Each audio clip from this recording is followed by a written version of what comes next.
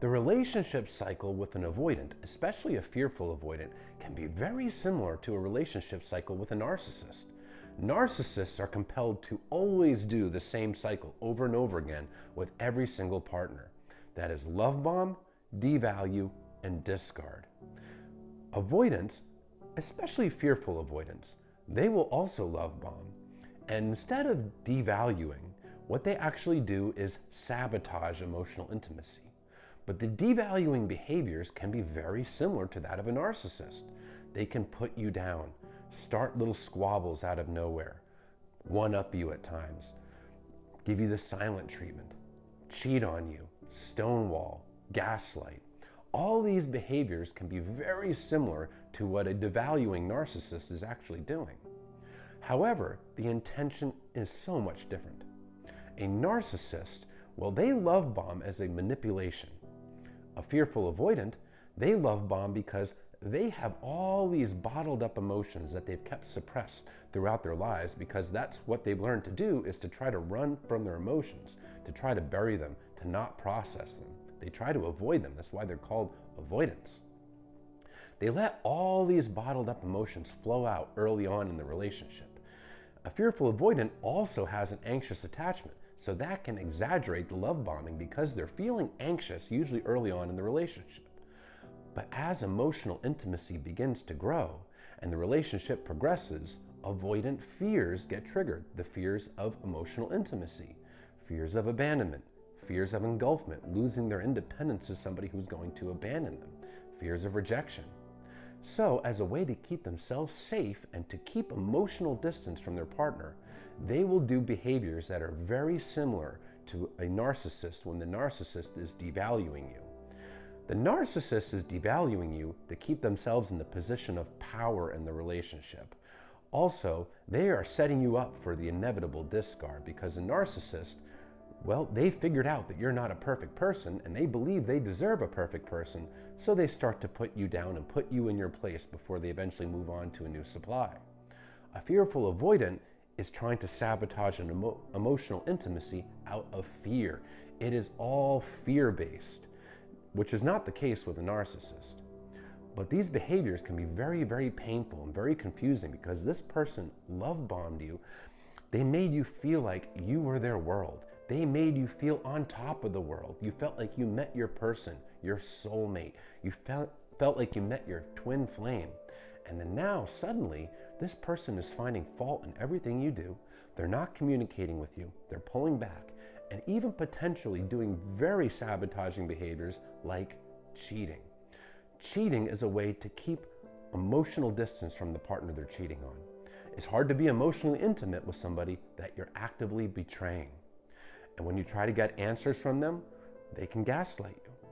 And when you try to confront them about their behaviors, they can gaslight you as well, completely stonewall you, and even give you the silent treatment. When a narcissist gives you the silent treatment, it is a method of punishment. When an avoidant gives you the silent treatment, it is because they don't know how to communicate, or they're choosing not to because they've learned that communication about their feelings leads to rejection. It's fear-based, but the feeling on the receiving end is really the same. And then eventually, when the avoidant has their fears triggered enough, they will discard the partner. They will dump them out of nowhere. They will blindside their partner, and it will be very, very devastating. A narcissist can do the same thing, except the narcissist discards when they have a new supply lined up. Narcissistic supply is the attention, affirmation, adoration, power, and control that a narcissist feels entitled to. So they'll have a new supply lined up. An avoidant may or may not have a new lover in the works. They may have someone lined up, they might not. They can leave the relationship out of fear because they're overwhelmed, because emotional intimacy is growing too much and they feel like they are getting engulfed and have to run. But it can be very abrupt, and because avoidants fear communication, the discarded partner did not see it coming, and it was very, very, very blindsiding. After some time has gone by after the discard, the narcissist can come back in to hoover you, like a Hoover vacuum, and start the cycle all over again. The narcissist does this because it makes them feel powerful. that they can discard somebody and still get them back. That gives them narcissistic supply. An avoidant will come back in because they miss you, because there's been a period of no contact, you haven't been chasing them, and when they discard a partner, they take their feelings for their partner and they suppress them, they bury them. They don't allow themselves to access their own feelings for their partner. That's how they keep themselves emotionally safe, by not processing their feelings. But when they're not being chased, they're not being pursued, they feel safe to access their feelings again. So they will unbury those feelings and they will start to miss this person. And they can come back in feeling like they made an enormous mistake. But the problem is, if the avoidant has not done the work, if they are not doing the work to heal and heal those core attachment wounds, just like a narcissist, the same relationship cycle can start all over again, and it can repeat many, many times over.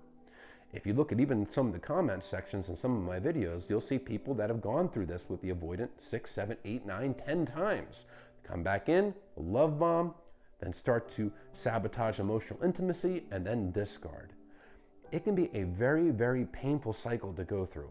And the person that is getting discarded, the person that is on the receiving end of the cycle, it's easy to self-blame, to think that it must be something that you did wrong, that you were not good enough for this person, that it's your fault that you somehow pushed them away.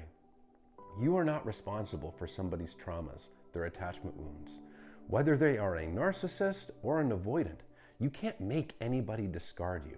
You can't make anybody devalue you. You can't make anybody sabotage intimacy. You can't make anybody behave in any particular way.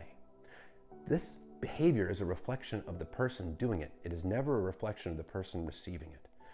You are only responsible for your own behaviors, so don't blame yourself for somebody else's, because you're trying to control the uncontrollable when you're taking personal responsibility for how someone else acts. That leads to further anxiety, self-doubt, and pain. It's going to hurt when you go through this cycle, but self-blame perpetuates the hurt. It perpetuates the pain. Recognize that this is a reflection of an unhealthy person that is not capable or ready or willing at this point to do a healthy relationship. It's not a reflection of you. It's certainly not a reflection of anything you did wrong. So be kind to yourself, because that's very important for your own healing.